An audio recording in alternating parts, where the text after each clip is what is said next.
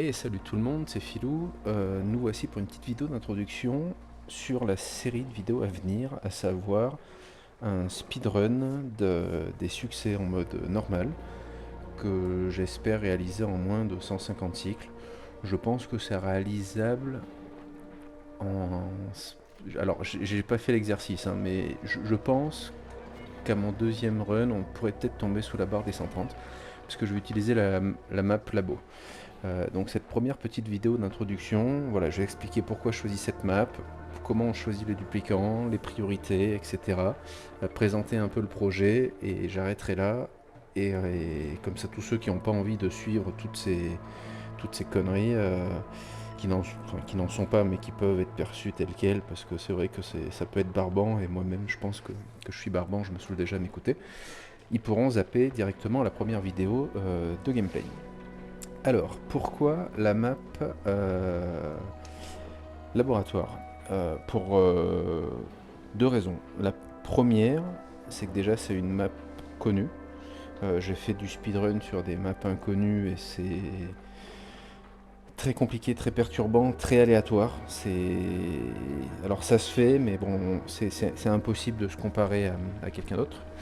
Ensuite, pourquoi le laboratoire? Parce que la carte est plus petite, l'accès au pétrole se fait en moins de 100 cases, l'accès à l'espace en 100 cases, versus des maps classiques, on va plutôt être aux alentours de 140 cases pour pétrole et pour espace, donc une carte qui est 80% plus petite.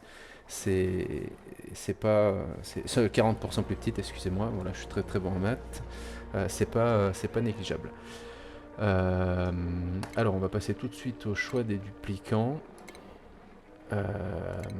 On va choisir le scientifique ensemble, puis je pense que je mettrai la vidéo en pause pour les suivants parce qu'il n'y a rien de plus barbant que ça.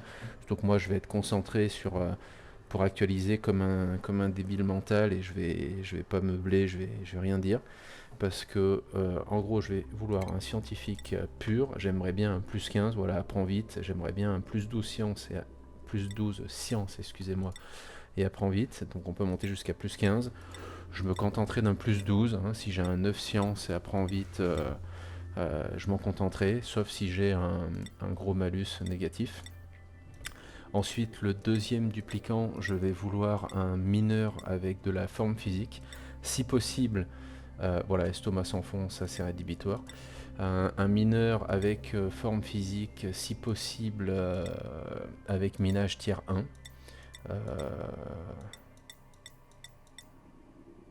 Ah mince, j'ai des GMS de, d'enregistrer, du coup les duplicants sont capés à plus 7. Alors ça c'est pas terrible parce que ouais, je suis désolé. Hop, allez, on est reparti.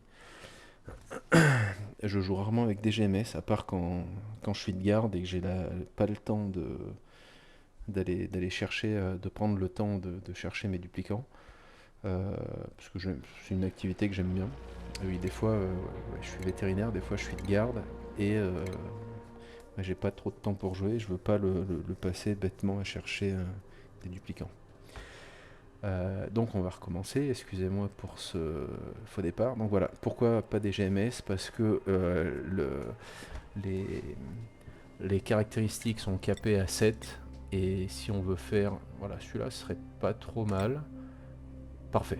Voilà, on est à 13 sciences, je vais pas aller plus loin. Mauvaise pioche, je m'en fous, il ira pas piocher. Donc ça sera notre cerveau. Donc là, c'est allé assez vite. On va chercher un mineur avec, celui-là est sympa, un mineur force excavation, euh, j'en perds mes mots, excavation forme physique. Donc ça va se trouver assez rapidement, hein. Ouah, 11 excavations forme physique, parfait. Estomac sans fond. Alors ça c'est très dur parce que bon, je vais présenter l'astéroïde. J'en parle un tout petit peu maintenant. Il est très très pauvre en ressources, en nourriture. Donc estomac sans fond, c'est rédhibitoire. Bon, ça peut prendre un petit peu de temps. Je vais mettre... Celui-là est pas mal. Je vais voir si je le garde. Je pense que je le garde. Je vais aller chercher maintenant mon ingénieur mécatronique. Et ça va être très long. c'est vraiment pénible, mais bon c'est comme ça. Donc je vais mettre quand même la vidéo en pause, le temps d'aller le chercher. Je vais voir si je vais en chercher un autre, mais je pense que je vais me contenter de celui-là. Il est 4 excavations, 4 formes physiques, c'est parfait. On va pas être... ça sera notre maître pioche. Parfait. Allez, je mets la vidéo en pause, le temps d'aller chercher notre constructeur ingénieur mécatronique. C'est pas impossible que je vous reprenne avec un opérateur, parce que j'arrive pas toujours à avoir un ingénieur mécatronique, donc au bout d'un moment, je me lasse et puis je change là-haut. Allez, à tout de suite. Alors, nous voici. Donc, bon, j'ai bien gardé là les deux duplicants qu'on avait. Notre scientifique, c'est parfait. Notre pioche excavé porté combi, c'est bien. Là, ça va être très difficile d'avoir mieux. Bon, c'est un nyctophobe, ça peut être un peu pénible, mais bon, c'est pas. On va gérer ça. Je ne sais pas encore comment, mais on va le gérer. On va se trouver un petit nom sympa. Faudra pas que j'oublie qui est nyctophobe. J'aurais bien aimé construction force ou construction machinerie, et en fonction des duplicants que j'aurai le réorienter. Parce que là le problème c'est qu'il va être très spécialisé et, et bon voilà, j'aime bien avoir des duplicants un peu plus polyvalents. Hôpitaux, non, on se fait un petit nom sympa, logis incroyable, c'est pas mal. C'est pas mal, donc ça sera notre maître archi. Eh bien, c'est parti les amis. Ça me paraît très prometteur. Alors, donc comme je le disais, cette première vidéo va pas durer très longtemps parce que, enfin, ça va être une petite introduction. Il va pas y avoir de jeu, le jeu commencera à la prochaine vidéo. L'idée déjà c'est de présenter un petit peu, définir ce qui est important dans le speedrun. Vous allez me dire aller vite. Alors oui, on va pas aller vite en temps réel, parce que je vais pas jouer à vitesse 3, mais plutôt vitesse 1 ou 2, mais on va aller vite en temps de cycle. C'est-à-dire que la prochaine vidéo, qui devrait durer, je sais pas, 1h30 j'espère, pas plus, je vais essayer quand même d'avancer, s'arrêtera aux alentours des cycles 12-13, et si tout va bien, si on a les duplicants qui vont bien, cycle 12-13, l'élevage de Pacou sera installé, la fumeronne sera souclée, les toilettes seront canalisées, et le premier électrolyseur sera lancé avec une production d'électricité par hydrogène. C'est-à-dire qu'à partir du cycle 12, je ne veux plus avoir de duplicants qui tournent sur la roue. Parce que qu'est-ce qui prend du temps dans le jeu? Beaucoup de choses. Déjà, les temps de déplacement. Ça, c'est un fait. On n'y peut rien. On a notre mineur qui est un peu rapide, d'où l'intérêt de cette carte qui est petite. Deuxième chose qui prend du temps, et qui est une erreur à corriger, c'est de construire quelque chose à la mauvaise place et de le déconstruire plus tard. Donc là, bon, c'est facile parce que cette carte je la connais, je sais exactement là où je vais faire mes constructions, du moins au début de jeu. Après, quand on va commencer aux êtres alentours des cycles 60-70 et que je vais attaquer les fusées, ça va partir un peu dans tous les sens, parce que moi-même je me dissipe, j'ai plus la rigueur qu'il faudrait. Deuxième chose qui est une source de perte de temps, c'est quand un duplicant qui n'est pas bon pour faire quelque chose le fait. Donc pour ça, il faut bien régler les priorités. Il ne faut pas que j'oublie que j'ai un nyctophobe. Là, ça va être catastrophique, je sens. Il faut que... Je vais vérifier de suite la portée.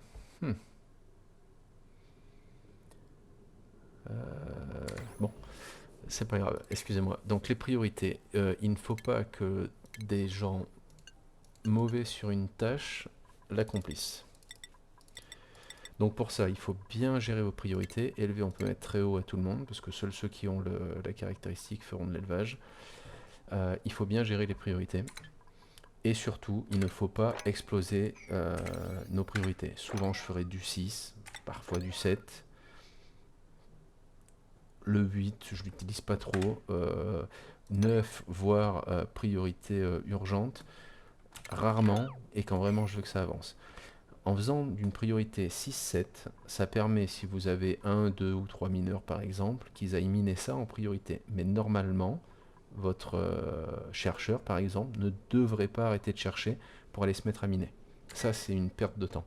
Vous en gagnez sur le coup. Alors après, si c'est la tuile à construire ou la tuile à miner, que c'est urgentissime, oui, ça me pose pas de problème que mon chercheur arrête et aille faire ça.